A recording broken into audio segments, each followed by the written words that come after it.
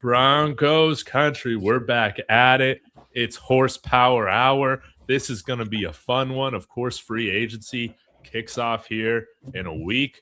Kodiak, your birthday, right? Coming up here soon. So, in today's video or show, we're going to talk a little bit less about free agency and more about the NFL Combine. We're going to be breaking down the winners and who the Denver Broncos should target at running back, at wide receiver, at tight end, at linebacker. So y'all know the drill. Be sure, smash that like, subscribe to everybody's channels. They're in the description of the video, and contribute to the chat. Whether you're an Alex Singleton fan or not, you are welcome in Broncos country. Okay, so I think we're just going to get into things right now for the sake of time, and we'll see how things go. So let me go ahead and bring up everybody's names. Thank you again, Kodiak, Mark, and Jeremy, for joining the show as always. Yes, sir. But we're going to start with running backs, and we haven't really talked too much about this format. So, Kodiak, are you going to go through kind of some of your combine winners at this position, and then you'll take our questions afterwards? Is that kind of what you're feeling? I think I can just briefly touch on like every all these prospects, and then if we have any thoughts, anybody can like interject afterwards. Because this is basically going to be a live Kodiak video if you guys have seen my channel. So, yeah. Let's okay, well, let's go ahead and get right into it. All right, perfect. So I thought Mike Washington deserved obviously to be the starter in this slideshow. Now, obviously, I got to mention Jeremiah Love. He absolutely blew it out of the water, but he's not a realistic option for the Broncos. That being said, absolute freak of nature. So I did not expect Mike Washington to test this well. Okay. I knew he'd be a beast. Everybody who watched him knew he'd be a beast. Everybody who watched him knew that he would be an absolute athletic demon. That being said, I didn't expect his athleticism to be historic. Okay. He's only one of two running backs since 2015 to get a relative athletic score of 10 or higher. Okay. He is just absolutely nuts. All right. Jaw-dropping movement for his size. The only questions with him are, how our team is going to weigh some of the concerns about him, because, he did have a fumbling problem in college. He did have, relatively pedestrian production while he was at Buffalo against the MAC. And obviously he had to share the backfield last year in New Mexico State with another running back who's going to be on this list. But either way, any thoughts about Mike Washington, fellas? Blew it out of the water. Oh. I knew he was fast and smooth and all that. Never would I have guessed that he was a 4.3 fat and like a smooth 4.3. Yeah, exactly. But most importantly, he also had the best 10-yard split. What do they have it there at? One 151. It's unofficial, but it was confirmed to be 151. Yeah, 151, which is ridiculous. Also the fastest. I mean, I think personally, and I don't usually put that much stock in the combine, but the film with him absolutely matches the athleticism. I think he's absolutely going to be the second running back taken in this draft this year. I think he leaped over Jadarian Price. Yeah. Jeremy and David, any thoughts? Yeah, it's nice to see the prospects that you have shouted out and looked ahead and been like, really like this guy to perform well. And then you realize, damn it, I wish you had done as well because we were going to try to get these guys. And now they're on everybody's radar. I mean, I'm sure they already were, but like, it's just like that double edged. It's like, oh man, Kenyon Sadiq I'm doing the tight ends later. I'm like, I wanted you to do good. I didn't need you to do historically good, So, Exactly. Yeah, it's kind of bittersweet when you see these kind of things. But yeah, no, I mean, obviously Mike Washington was a big guy that we liked, and he proved why. It's just going to come down to those fumbles But yeah, I mean, what can you say? Look at the Raz. It's unbelievable. Yeah, Mr. Talks. Any thoughts? Yeah. Dude, first off, I gotta say it, dude. You were the one that called it. What, 3 weeks ago? You said the Broncos got to trade up into the first to go get this guy, Mike Washington. And now look at him, man. A 5.51, 10-yard split, 4.3 speed, this guy is exactly who we need. Now, Jonathan Taylor had fumbling issues coming out too. He seemed to fix those with Indianapolis. personally, okay, 4 fumbles this past year, I believe, right? I think it's 12 in his entire college career, not 12 this year. Something fucking fell down behind me. I don't know what the hell. I hope that means he's not getting tagged, or I hope that doesn't mean he's not getting tagged. But yeah, Mike Washington, I would be totally okay if we drafted this dude with our 30th overall pick. I know that might be a little rich for some of y'all. And again, depending on who's on the board, you might want to go a different position. But how many times do we get on this show together and complain that we don't have enough guys that can make plays? This guy is that. We're so, caught up in the negatives of somebody's game that we can forget what they can do. It's kind of like KC Concepcion. If this guy's at 30, you got to take a hard look at drafting him too. I know he's had drops, but this dude's electric. This guy can transform an offense. Let's try and coach those things. What's the point of coaches if these guys can't improve their weak areas? So Mike Washington is an absolute yes for me. I love this guy. I'm not even worried about where he was at prior to Arkansas. When you put up 1,000 yards with that terrible offensive line, get hit in the backfield, nah, man, you deserve credit. You're something special. Exactly. It was cool to see him get emotional too after he ran it. That's always a cool moment. Think about it, literally changed his life. But it was massive for him, and it just come out and do it was cool. It was cool to see. Oh yeah. He knew it too. He knew it. And Terry Arnold, I don't know if you guys watched the podcast with Sertan, but he said, the agent called him and he was like 4 or 5. Oh man, I got to run again. All right. So moving on to our next guy I wanted to talk about, Jadarian Price. So you had already mentioned that you kind of think that, I don't know how he has adjusted within your ranks, Mark, but Jadarian Price is somebody that I think was a relative loser of the combine. I don't think he was anything. I don't think he drastically did anything bad to his stock or anything because he still tested well. But now you have questions about the size. Okay, if he's going to be 5'10", 203, if he's going to play at 5'10", 203, what is his ceiling? Because ultimately that was something that, we had those questions with Gibbs a couple of years ago when he was coming out of Georgia Tech and Alabama.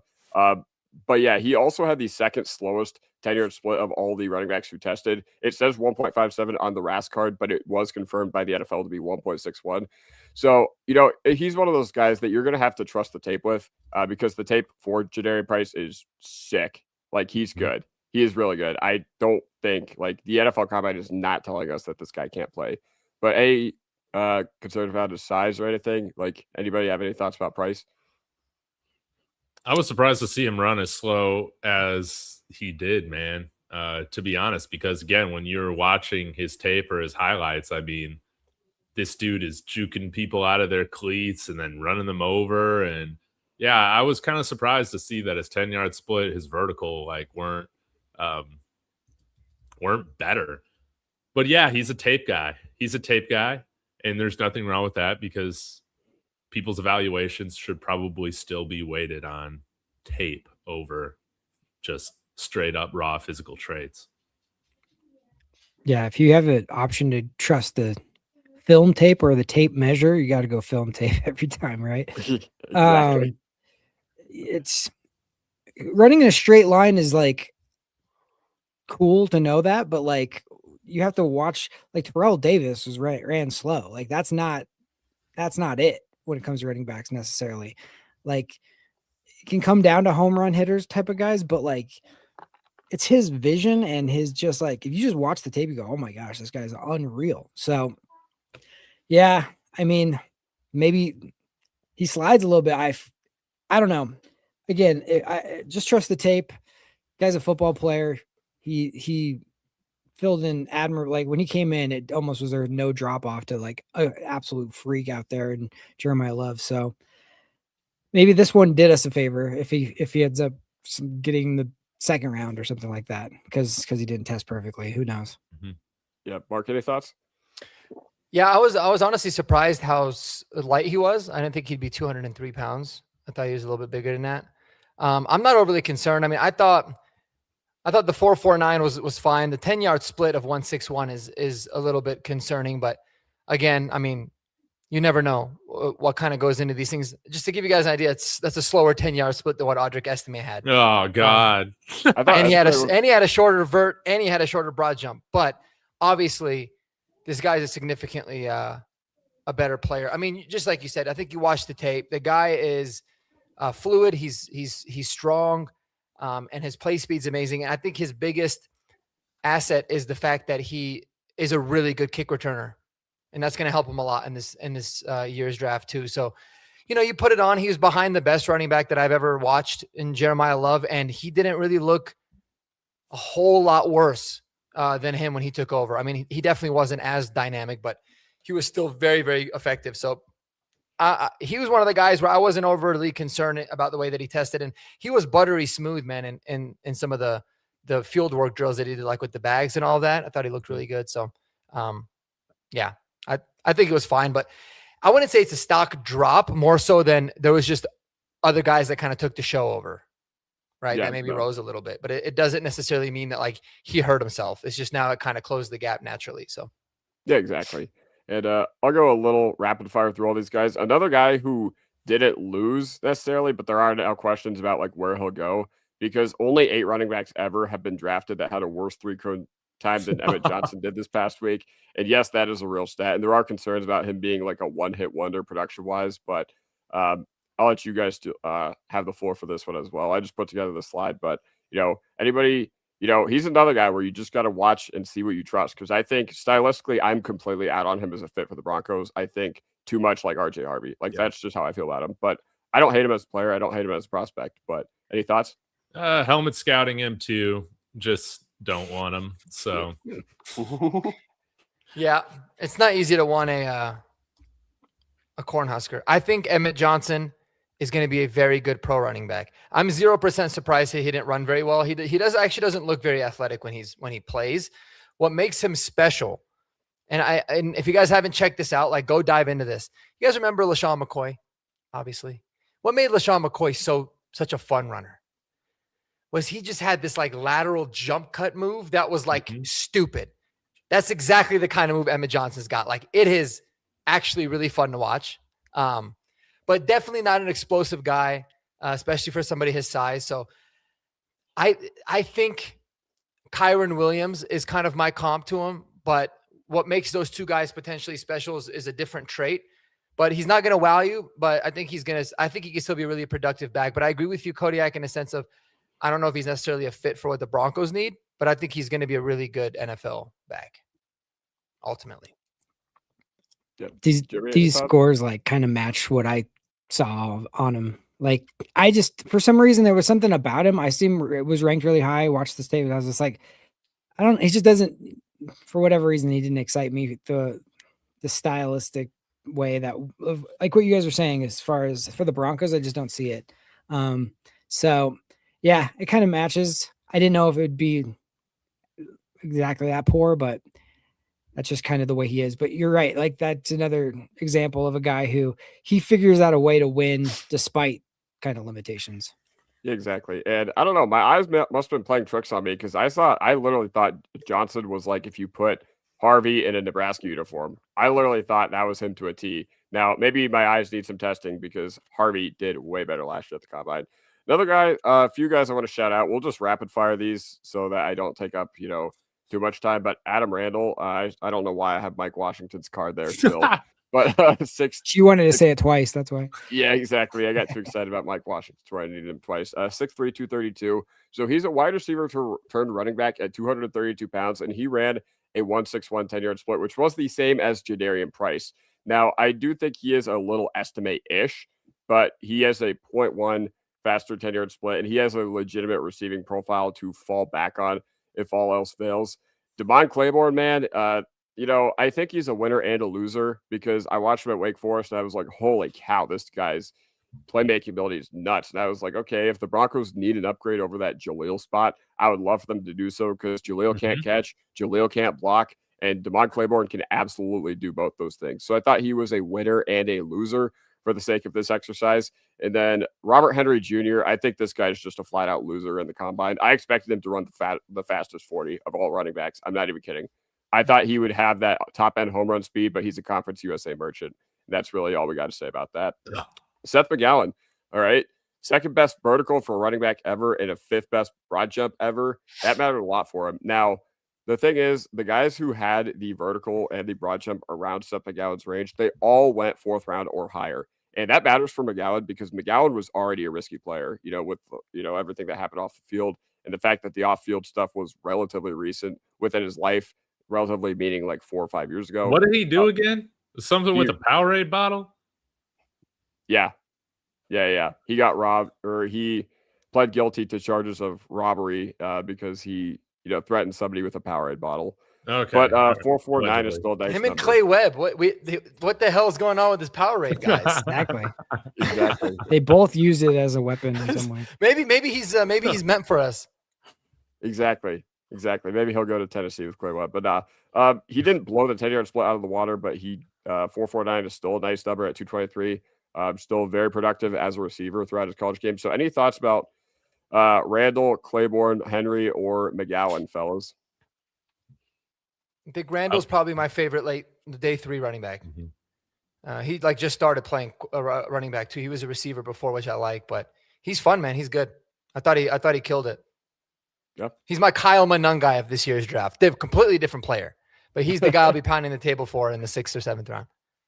That's high praise coming from Mark. Yeah. There's definitely some guys we could get as like a Jaleel replacement, but hopefully we make a nice couple free agency signings. But yeah, Damon Claiborne, I've kind of thought the same way with that Kodiak. And then with who's the last guy that was on there? Seth McGowan? Dude. Yeah, I like him, man. I don't know if I would want to use like a day 2 pick on him, but if he's one of our day 3 picks, I'd be pretty happy about that. I think he's a pretty good player. Yeah, PFF had him ranked like 96, and before the combine, I was like, no way he goes that high because of all the off the field stuff. But you never know. Yeah, it's one of those things though. He became like, if it just happened in the last year, then it would hurt him. But it happened so long ago that he's changed a lot, and he's now one of the leaders on the team that it's almost like a positive in a weird way, because it's like almost can trust somebody who's gone through something negative and come out the other end and really come out the other end and been such a bright spot for him. So I almost don't think it's gonna hurt him that much, honestly. If anything's gonna hurt him, it's his age, maybe. But yeah, no, I really don't think it's gonna be that big of a problem. I mean, if he checks all the boxes in the interviews, I don't think people have a problem with him. Yeah, no, exactly. So yeah, that's pretty much all I have to say about all these guys at the combine. Like I said, touched on him. Conference USA merchant. All right, who is next? Oh yeah, I guess. Also, did TJ Harden run and stuff at the combine? Couldn't find his RAS score. I think he's so. the back from SMU. Did he declare? I don't think he was even at the combine. Oh, maybe it was. Yeah, there were a couple I really liked, like Chip Trainum, and there was somebody else who didn't get a combine invite. Oh, Dean Connors. I like him, and he didn't get a combine invite either. Oh yeah, you forgot to mention Eli Heidenreich with a 4.44 40-yard dash, as well as a 1.51 10-yard split. He can play everything. I'll make it. Oh, Heidenreich? Yeah. Heidenreich ran well. I'll make a slide on him someday for you, David. Thank you. Yeah, but Robert Henry Jr. is killing my UTSA dreams. You're absolutely right about that. Oh, well. Why did I just automatically think he was going to be a 220-pound running back?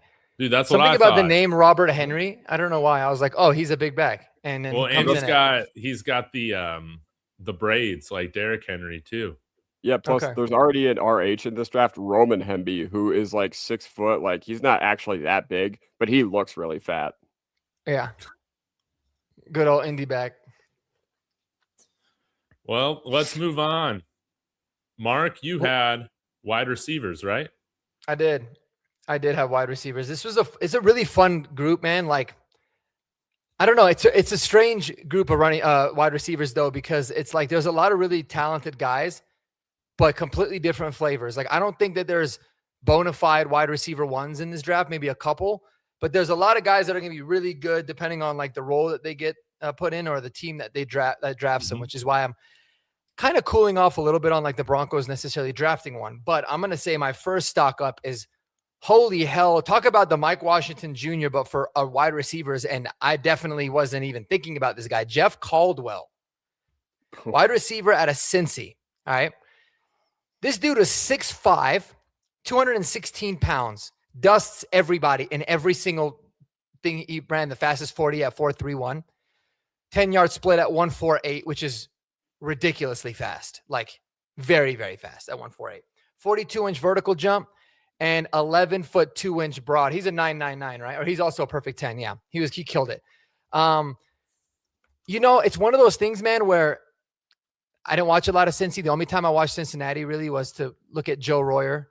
But I'm going to definitely go back. I had it marked down. He's going to be one of the first guys I go back and watch, because when you see somebody of that size test the way that he did, there's got to be something there. Now, is he an absolutely terrible route runner? Does he do nothing?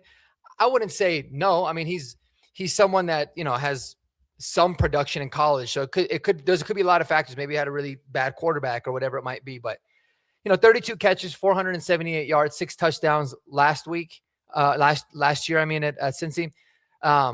Interesting player, man. Dude that's crazy numbers. Elite all across the board. Look at that. So I thought he was a massive winner just because, listen, he probably not even be a day 2 guy, but he definitely put himself on the radar, and I'm looking forward to going and watching him. Dude, 6'5", running a 4.31.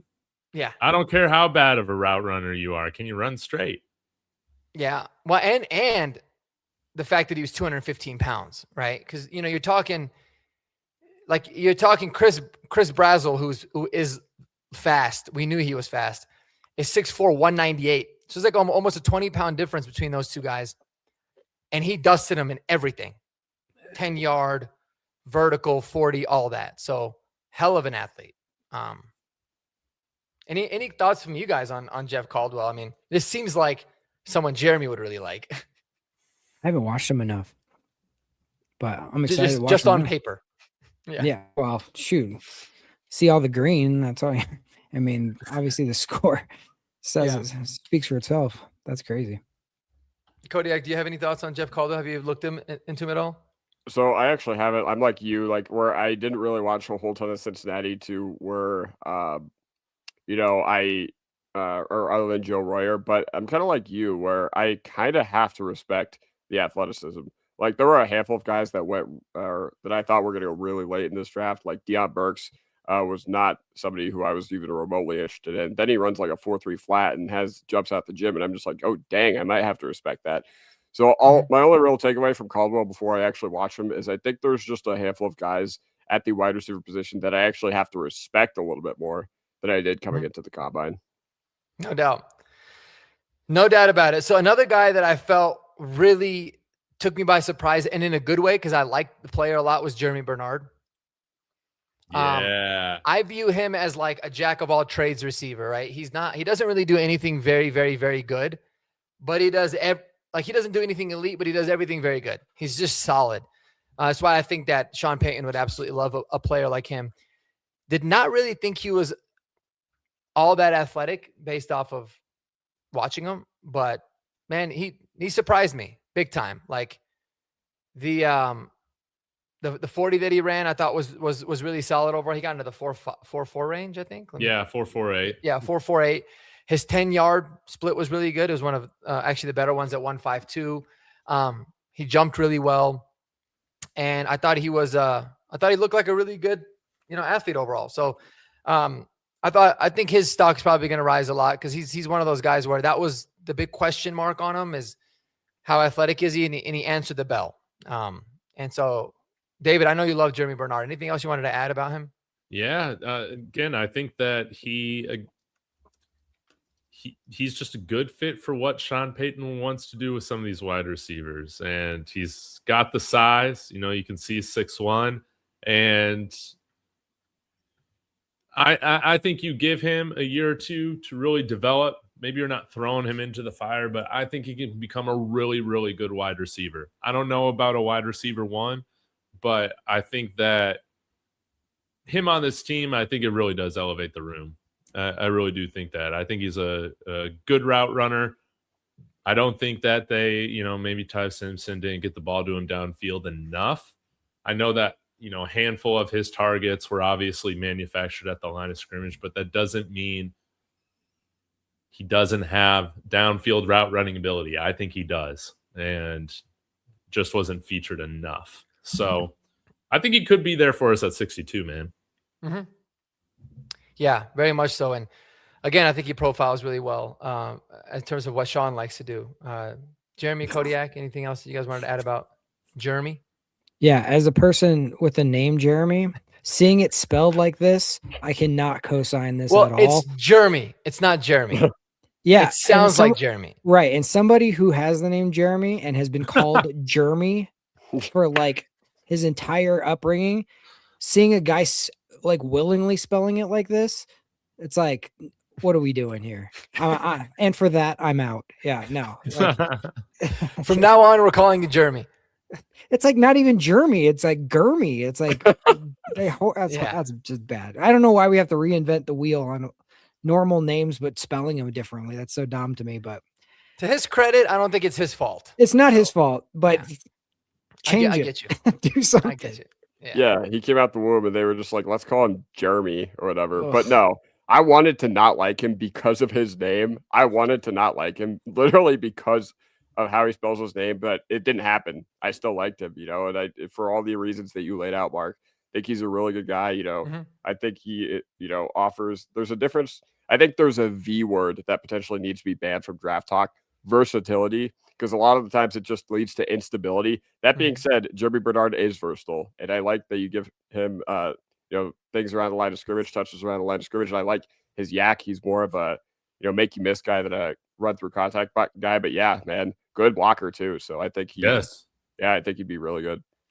Now, Big E, I mean, calling him the Alex Singleton of wide receivers, man. Wow. Just doing him dirty.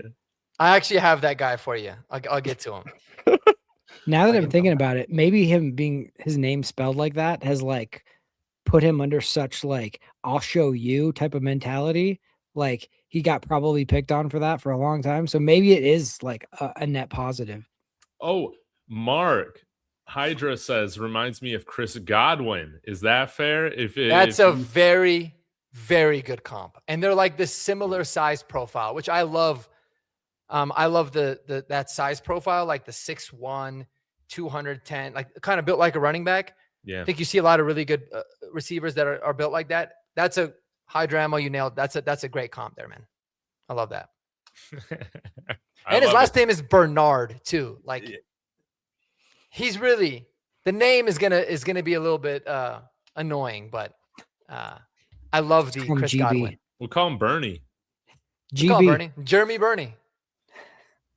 Jeremy Bernie. I don't know. Yeah, we gotta figure something out. G-Burn. We can't call him Jeremy. We can't, like, I don't know. We got to figure something out. You're right. Yeah. Okay. Yeah, just GB.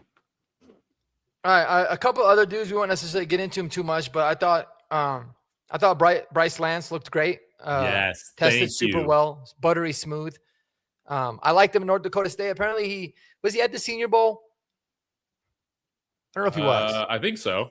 Yeah, if he was, then I feel like I remember him saying like he performed pretty well there. But obviously, coming from a smaller college, but the dude is he's an athletic freak, man. He's Christian Watson, very similar profile. Again, don't really care for him for the Broncos particularly, but I think he's really good. Chris Brazzell, I thought did really well. I mean, we knew he was going to be really athletic, but the testing numbers and all that was super solid. So I thought he did really well.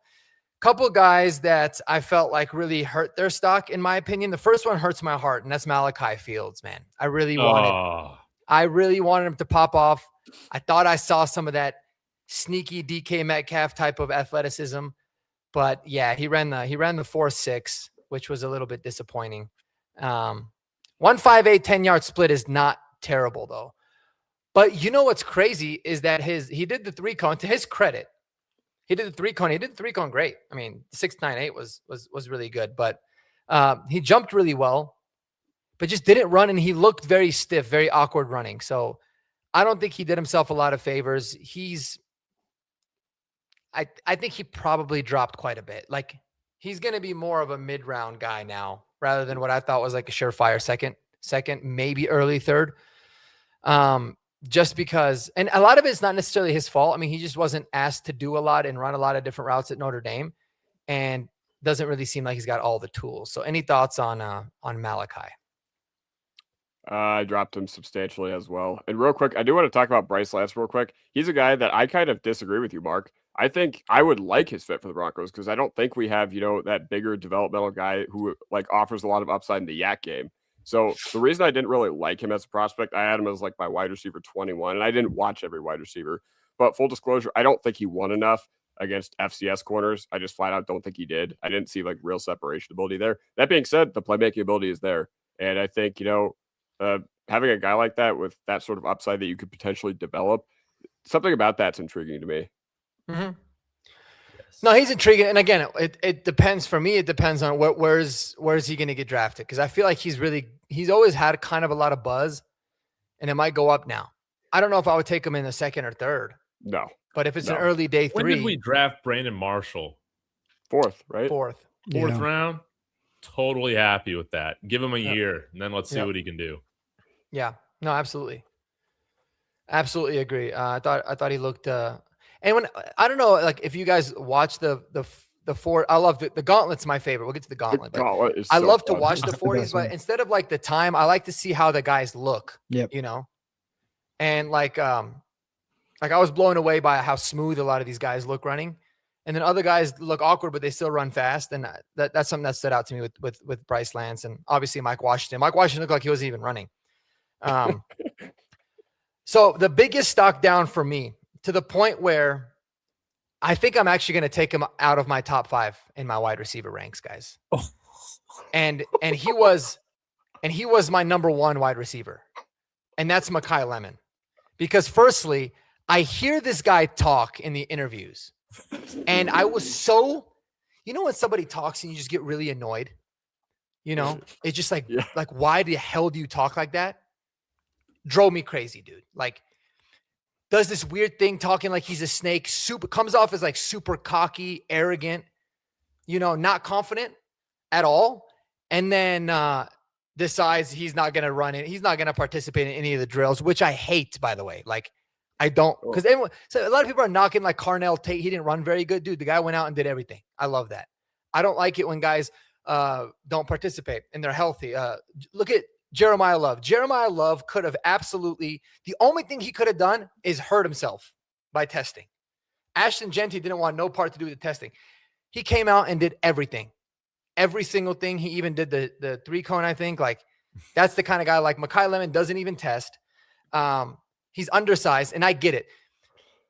But man, like the demeanor rubbed me the wrong way. And then there was a report that came out today, it was in the Discord, that I don't know if I shared it or somebody else, but I saw it on Twitter too, that like they said whoever was coaching him for the interviews should be fired because he absolutely bombed every single interview with the team.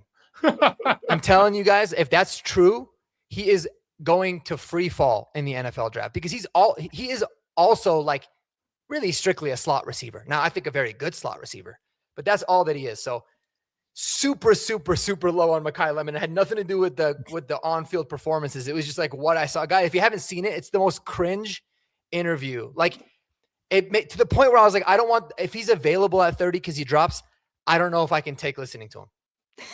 I really don't the think whole interview was very bizarre.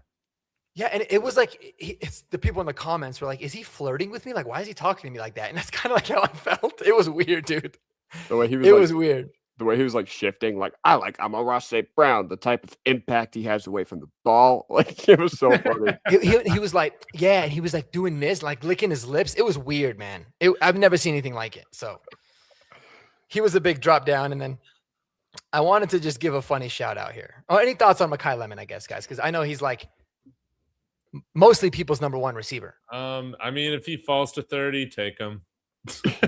I mean, yeah. Okay, I will be pounding the table for us to take him. Don't get it twisted, but it'd be like, oh, just don't listen to us. Yeah. Just don't listen to him. Does he wear a lemon chain? Dude. No, see, that like would actually Jerry be funny. Judy. Like better, like okay, so Jerry Judy's Star of David, because they call him Jew, is like the Cringe. dumbest thing. Whoever even told him like that's okay to do is just an idiot. It's the dumbest thing. Like like fire that guy. But if he wore a lemon, I'd be like, all right, like that's fine. Like that wouldn't bother me. But I don't think he did. Have you ever heard of like the theory like aptronym or whatever, where it's basically, let me pull it up, because this seems to happen all the time in life, and I'm just like, there's got to be something for this. It's sometimes used in academic writing to refer to a name that fits some aspect of their character. So it's like if the guy's name is like, something. Have you ever seen like a tight end and his name is like Beast or Powers or something, like it matches the style? Yeah. Lemon's not a good one. No, Not a good you do not one. want to get a lemon. Yeah. No. Trout man. Yeah. Trout, just a bad name. Single for tight tin. end. Like, no, we Right. want multiple tins. You know That what I mean? was- Like the singles, the big. Singleton is almost like prophetic. if you know Big his butt. story. Jake Yeah. Green Butt, law. that's a great I want one. an orange law. Yeah. Jake Butt is like one, not in college, but in the pros. Yeah, it's just Yeah, like Jake Butt, you got butt. That's what you got. every about to time I say. see somebody with that name and I'm just like, oh, I don't know. I don't fully believe in it, but like I kind of believe in it. It seems to work out Yeah. a lot. It does. It does. But yeah, and then just to kind of wrap up the wide receiver, I just had to put this in there. Emmanuel Henderson Jr. from is it Florida? It's Florida, right? Kansas. I keep thinking Florida. I don't know why.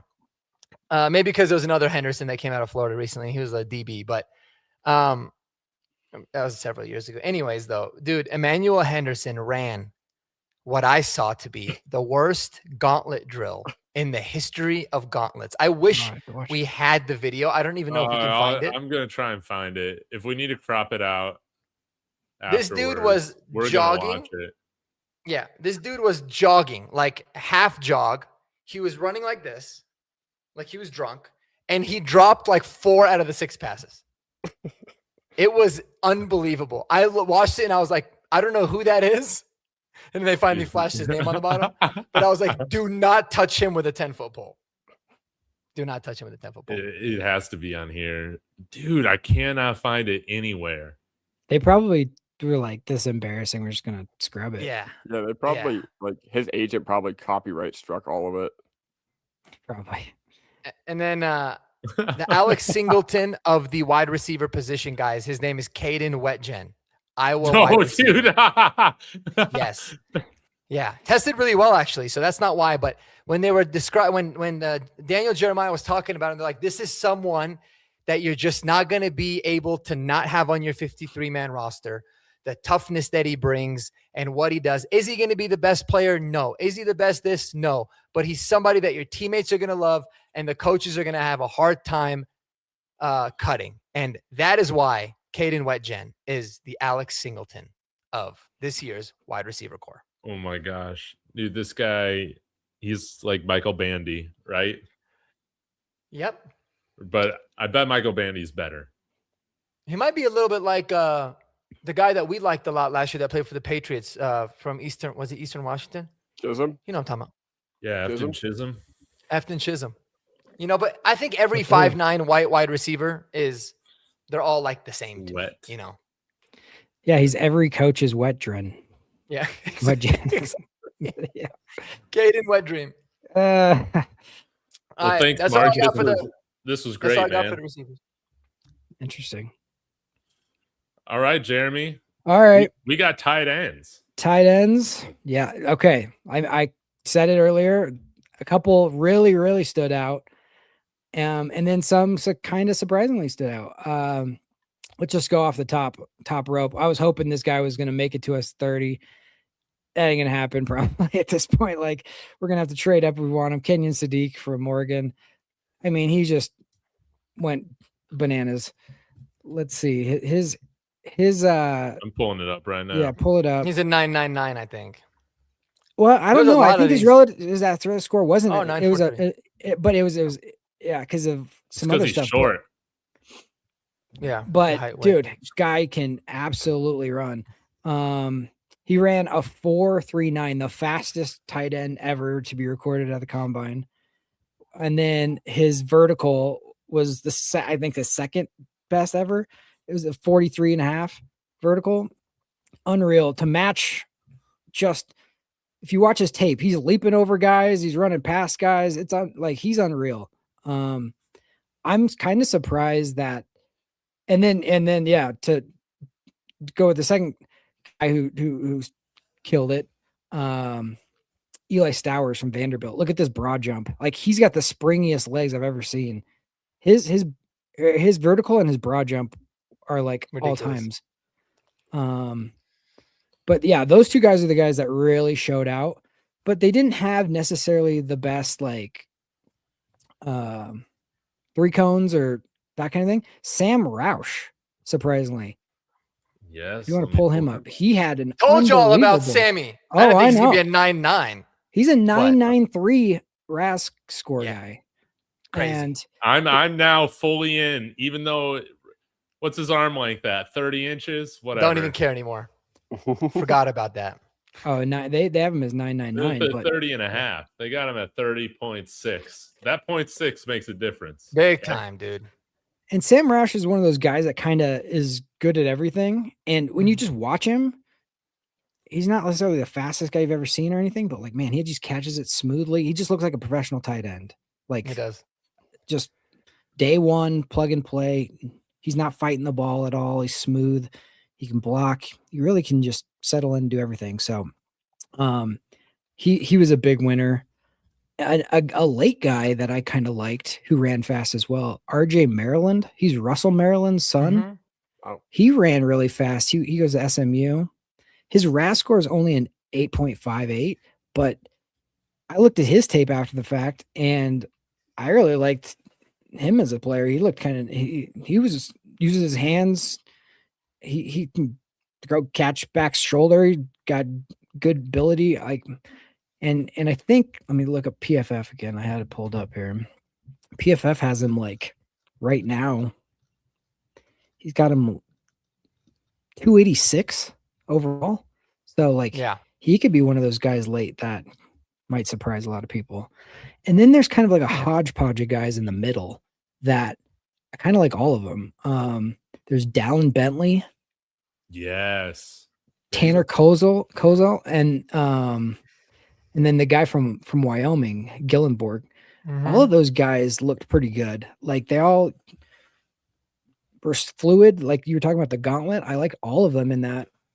But yeah, Bentley, Kozel, and Gillenborg are all kind of like those mid-round guys that actually I would be pretty excited to. Now, if we have to take care of business elsewhere early, like running back or linebacker, a lot stock exchanges did a 2-round mock and they had us taking Jacob Rodriguez, I think. Jacob in the Rodriguez first. at 30. Yeah, and then they had us taking Stowers in the second, Yep. which I'd be pumped for. But even if you don't get one of those guys in the first few rounds, day two, any of those Kozel, Gillenborg, or Bentley, I like those guys a lot in the middle rounds. Jack Endries looked good as well. I thought he was really smooth. There was a lot of guys that I was like, oh, there's way more. It's not Sadiq, Stowers, and then people like Eli Raridan and those guys too. But injuries is pretty high. But in the middle rounds, it's kind of forgotten about. But I liked a lot of those guys in the middle. Is there any of those? Is there anybody that stood out to you guys? Raridan. Raridan. Yeah, I mean, tests really well. For me, it was Jaron Kanak from Oklahoma. I heard Spell his of last name. Kanak. It's the same Yeah. forward or backward. Oh, that's cool. And a lot of people in the comments or like on Twitter would say, like, look into this guy, and I like briefly did, and I saw him as like, okay, this guy's a super athletic kid because I saw he had a track background. But then, man, at the combine, like he was buttery smooth too. Like he looked good in all the drills. His gauntlet, in my opinion, was the best of all the tight ends. Even He at just looks 6'2", natural. Yeah. And the Better thing, than well, here's the Buttery. thing about it. So exactly, he's not gonna He's not going to blow you away with like his size, but apparently he's a very good blocker. And usually when you're 6'2", you kind of have the ability to get leverage. But he's like, I don't want to compare him to Harold Fannin because he blew up, but like Harold Fannin wasn't really that big either. Like he was just a shade like 6'3" and a tiny bit. But this kid is like, man, H-back type of role. You can move him around. He can block, but surprisingly very, very athletic, like 4.52. He has a track background where he's run the 100 meters, 36-inch vert. So I thought he tested well, but aside from testing well, he just looked really good in all the drills. Just kept constantly standing out to me too. So he's someone that I'm interested in. I'll dive into a little bit more, but I thought he looked really good, man. He did. And I don't know. Yeah. The good news is we're spoiled for choice. Like there's a lot of tight ends that we could take in the mid rounds where I'd be happy with the pick. And, free agency, our choices aren't that stellar as far as what we need to do at the tight end position or what we should do. But in this, upcoming draft, we have a lot of really good choices. Was Trig at the combine? Did he run the drills? Okay. No. I didn't think so. But that's another one where if you're just talking pure ball, then he might be very high up on a lot of teams' lists. I thought he was maybe the best vertical tight end in the class.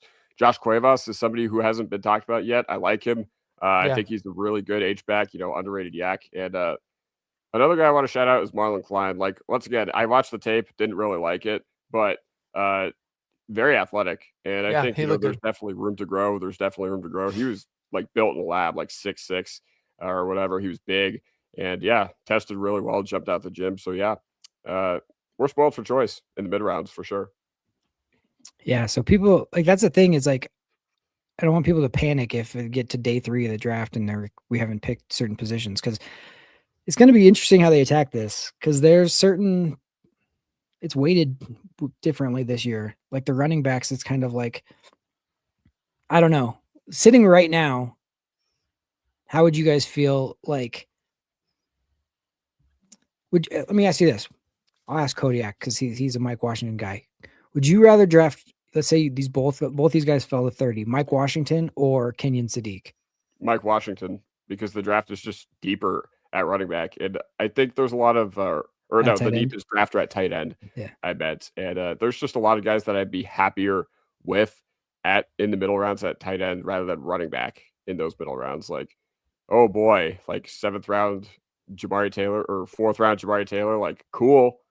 But 4th round Sam Roush, 4th round Jack Endries, now we're talking. Right. Yeah. How do you either one of you, Mark, David, disagree with that? Would you rather take Sadiq or Washington? In the first round? Yeah, if you had to pick one in the first round. Oh, Sadiq easily. Yeah. I'll go with running back. You know me with backs in the first, but I mean, that's how I think kind of about tight ends. Yeah. Well, it's tough because both of them. But man, the first thing I thought of when I saw Sadiq run, I was like, "Shit, he's not." Me too. Damn. Me too. Listen, there's a lot of tight ends I like. There's just one guy that is an absolute no chance we can draft him. That's Miles Kitselman. What an horrendous performance that he had at the combine. In the gauntlet, it was terrible. He was dropping like even the warm-up routes. Yeah. He's awkward as hell. He ran a 4.9. Oh God. Right. He had a slower 10-yard split than like some of the defensive tackles in this draft. He just looked he looked nervous. But yeah, he's a big no-no for me. But otherwise, I thought it was a pretty fun, fun group. And there seems to be a lot of guys that actually fit what the Broncos need. But I'm really high on Eli. Like I'm at the point now with Eli Stowers where I'm hoping like maybe with Davis Webb calling plays, maybe now a lot of the old things that we always worried about was like if Eli Stowers gets drafted, he's not going to play. Maybe all that's kind of out the window because Eli Stowers looked great and you hear just glowing things about him as a person. So I'm all for Eli Stowers. Yeah, it's funny. One more thought about Kitselman. I was like doing my tight end film notes, and Kitselman is literally dead last. Like, there's nobody that I had ranked lower than Kitselman when I was watching them. Dude, 17 tight ends tested. 11 of them had a relative athletic score of 9 or more. 2 of them had 8s, 3 of them had 7s, and then Kitzelman was a 5.8. Yeah, It Kitzelman was like a was fall Lord. off. Yeah. dude, and also like he's tall and he's got some weight to him, and he's got like really short arms. He's like the most awkward guy.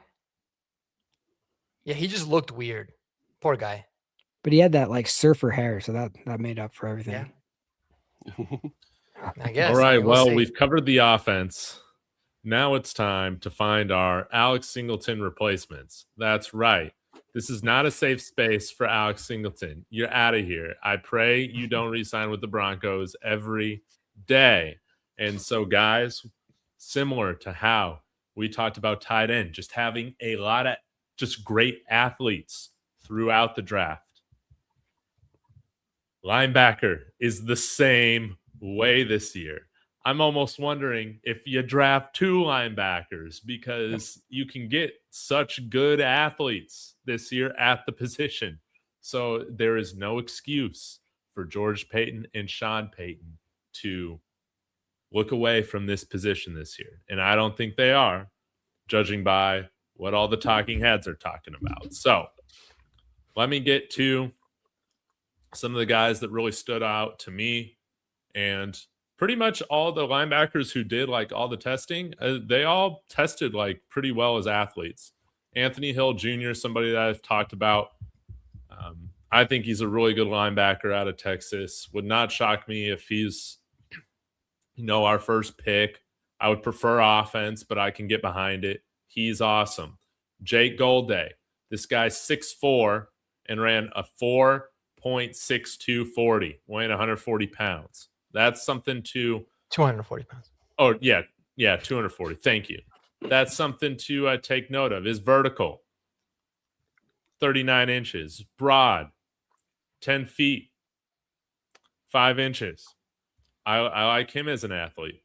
Now, one of the biggest winners was Yes. Jacob Rodriguez. For some reason, I don't know what the deal is, man. Big 12's wide open. You got to be a good athlete in the Big 12. Jacob Rodriguez isn't some try-hard guy whose only good quality about him is that he listens. Okay? This guy generates turnovers, and he backed up that production with a really solid combine. And he also did the shuttle and 3-cone and tested elite at that as well. But you can see a 4.57 40, a 1.60 10-yard split. I'm all about Jacob Rodriguez at pick 62. He's my new number 1 choice for pick 30. That's how big this was. And guys, if you ever have to worry about a linebacker not being able to learn Spanish, draft a Rodriguez, man. Because this dude can definitely speak the Vance Joseph Spanish. But anyways, all jokes aside, a massive combine for him, dude. Like, the tape is unbelievable. The guy is a forced fumble machine. Number 1 overall graded PFF linebacker, number 1 graded against the run, and number 1 graded against coverage. Crazy. All of them. And not only did he run a good 40, his 10-yard split was good. His shuttle was amazing. His 3-cone was amazing. Yep. He was moving. Yes, I would take Jacob Rodriguez at 30. I love that the NFL Stock Exchange people did. I think I've always felt like the tape was good enough, but maybe he's going to have the Alex Singleton trait of not being the most athletic and always being a step behind. I don't see that with him, man. I think Jacob Rodriguez is a stud. And we need a Spanish speaker at a middle linebacker. I don't know if he speaks Spanish, but it makes sense. So well said. Dude, pull up a picture of Jacob Rodriguez. Yes. Dude looks like a cop. He could be called the patrolman on our team. Yes. He could be the guy who just patrols the middle of the field. Seriously. Yeah, it's a beautiful thing. He's got a beautiful stash. Yeah. Let's see. Oh, yeah, here we go. Boom. Yep. Come on, dude. He looks like a 1980s cop. That's right. That's what I'm saying. It's like Paul Blart almost. Yeah, dude. Dude, Yeah. he's so good. He's got some gray hairs in there, so. I know. There were people talking in our stream last night about how this guy is mid. I'm just like, if you're betting against Jacob Rodriguez, you're betting against one of the most productive college linebackers ever. Straight up. 13 turnovers this past year. What did we have as a team? Like in the regular season, I think 13 it was I think 13 or 14. I think it was 13, and then we Yeah. got 5 in the playoff game, but still, like, just the havoc, like, you actually get TFLs with Jacob Rodriguez, which is something you don't with your current starting linebacker who shall not be named. You actually get 7 forced fumbles, I think. Like, I Mhm. get that might be a little unsustainable, but this guy has a nose for football. This guy has playmaking ability. We need guys to make plays in the middle of our defense. We need guys to make plays on our defense in general because we haven't got the football back to our offense enough, but still. Like, you know what? I'm with you, Mark. Like, I would, he's very much creeping up into my high wish list for number 30. It's like Yeah. our defense was obviously really, really good, but I would not put them near the level of no fly zone or any of that kind of stuff. But you throw a guy like this in the middle of the field who's going to help with both the run and the pass, and he's just going to force turnovers. The one thing that this elite defense kind of struggled with. I mean, it could take the defense to the next level. I mean, Yeah. to be one I of those mean, all timers. And he was like the green dot captain guy on the #1 defense in the country at Texas Tech, man. Like, he's a baller, and he did it against all the competition. I was so pumped for him. I think he crushed it, and he's not going to be available at 62. Not a chance. No. So if you want him, you got to take him at 30. Yeah, guys, your PFF mocks still have Mike Washington at 108 and Jacob Rodriguez at 62. You got to get that out of your head. All right. Yes, it's not going to happen. Yeah, I know no way. when people post their like mock drafts to like X or whatever, and they're like, "What? How did I do?" And you're like, "Well, none of those guys are going to be there." So Exactly. Now- you did great, but Yeah. One of my TikTok comments said, "Oh, the ideal draft would be getting Mike Washington, Kenyon Sadiq, Jacob Rodriguez." I was like, that is no longer feasible after how all these guys performed this past weekend. Yeah. no. There were a few other guys that I wanted to highlight here really quickly. More so like day 3 guys that I just think are good athletes that could turn into really good football players for us. Number 1, Michigan linebacker Jimmy Rolder. This guy didn't run the 40. Obviously impressive agility tests. Tested well with the vertical, but 6'2.5", 240 pounds. And yeah, go watch this guy sometime, man. Like, this guy has just great instincts. He's like a missile, man. I feel like how he attacks the run. I really do like Jimmy Rolder. So he's somebody to keep an eye on. And I think I'm like fully in on like Jack Kelly being one of like my guys. I know he didn't grade out well like in coverage this year for BYU, but when you look at everything and how he tested, I think it tells me that he's got the attributes to become better in coverage. And this dude is a serious blitzer. Not only can he do like A-gap blitzes and stuff, twists, different things like that. This guy can be a legitimate like blitzer off the edge for you too. And I mean, this guy captained BYU multiple years. He was like the heart of their defense. I like the idea of, Mountain West guys in the Mountain West region, staying in the region in Colorado. So Jack Kelly, I think he's one of my guys after this combine. I mean, he also runs like a missile, but 240 pounds, that's serious. And then last one I got here, this guy who ran really well, Justin Jefferson out of Alabama. He's a little bit more undersized linebacker, 6 feet, 223 pounds, but ran a really good 40, has good explosive traits. And I noticed this looking at his draft profile. His average depth of tackle was like 7.5 yards. So the man gets downfield really quick to make run stops, and that's something that really pops out to me. But all these guys, I think the last few would be day 3 guys. But man, I think I'm just a real big fan of Jack Kelly. Like, if we go and get Jacob Rodriguez and Jack Kelly, it's game over. Love it. Jack Kelly's like all-time great linebacker name too. Yeah. You believe in that Yeah. kind of thing? So Yep. Love Yeah. it. There's a lot of good linebackers, man. There's so many good ones. CJ Allen, I know he didn't test, but Kyle Lewis is going to be a really fun player. Some people got him as a safety. Some people got him as a linebacker. He's kind of a hybrid. I actually think VJ would love that because he kind of ran a lot of those packages last year where he'd have one linebacker and like an extra safety or Barron in there or something. mhm. He's good. Torian York is one of those. This is a loaded class, and I'm all with you. Let's get 2 of them, man. Let's get 2 of these guys. Yeah, because I mean, I was even looking at like, the guys that we brought in last year at linebacker. It was what, Jordan Turner, Karene Reed. Like those guys' RAS scores were like 5 point something, 6 point something. Like it was pretty much every single linebacker who tested at the combine was like a high 8 or above.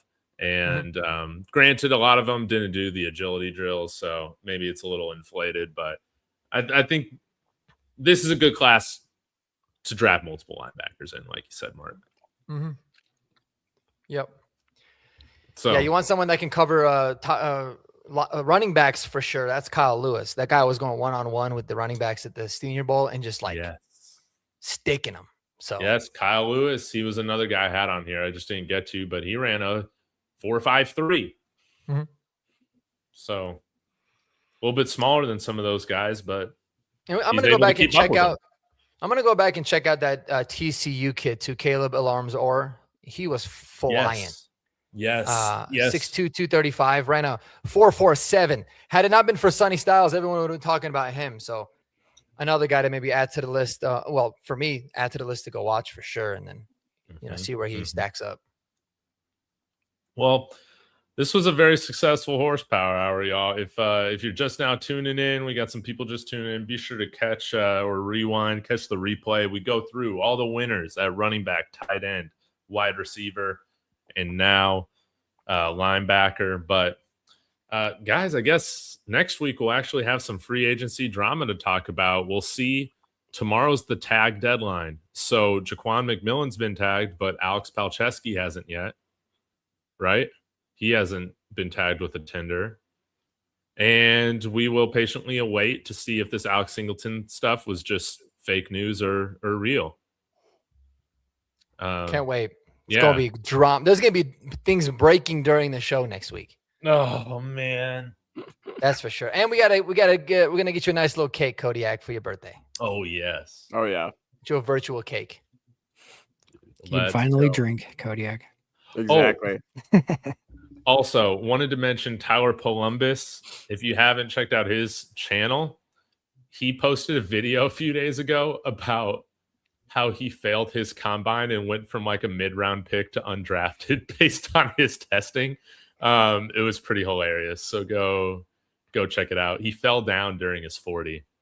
I did not know That's that. awesome, actually. Yeah, he face planted doing his 40. So go check out Mountain Columbus Speaks. Anything else coming up on your channels? Kodiak, Mark, Jeremy? Tomorrow, I'm dropping at 9 a.m. with an Australian, my top 5 free agent wish list. So Aussie Talks NFL. Aussie Talks NFL, who you guys know from the Discord and on Twitter. If you guys are on Broncos Twitter, he's hysterical. He's another one of these guys that is very pragmatic and realistic about the team. So we're not going to just be spewing nonsense, but you're finally going to get my top 5 because it's easy during combine season to get lost in the sauce with all these prospects. But guess what? We still got a whole cycle of free agency to know where we need to improve the team in the draft. So yeah, got that dropping at 9 a.m. tomorrow. Love that. Mark, anything? Tomorrow I got dropping a video on Jacob Rodriguez, specifically about him. So excited about that one, and looking forward to seeing Aussie Talks NFL, man. Yeah. I love that. How many times did he say "nar" on your video? Well, we're gonna record at midnight Denver time to make sure he can still, because it's Australia. So just try to get him to say the word "no" as much as you can. It's the best, dude. Australian is the coolest accent ever by far. My Siri's Australian. I love it. Do you want us to re-sign Alex Singleton? Him, nar. You're like, all right, cool, perfect. Can you say it a little louder? That's great. And Jeremy, when are you going to start posting solo videos, huh? Yeah, I don't know, man. I'm gonna surprise you guys. He's like, well, my Not kids gonna are in knock it. college. That's yeah, exactly. Yeah, no, I'm working on a lot of other stuff. Sorry, non-football related right now, so it's kind of taking up a lot of my time. But I mean, this is such an interesting, fun time of the year because it's like there's just so much information to comb over and so many different things. So, it's like I was telling my wife, she's like, "Isn't it the off season? Do you still have your podcast? Are you still guys talking about what are you guys talking about?" I'm like, "There's never an off season. Like, there's kind of more. I have to do more research and look at more stuff now than I do during the season." Definitely. So, Yes, Yeah. it's a lot more work, but it's also a ton of fun. Well, guys, thank you so much for tuning into Horsepower Hour. I greatly appreciate every single one of you. Again, we'll be back next week to talk more free agency. Until then, go Broncos.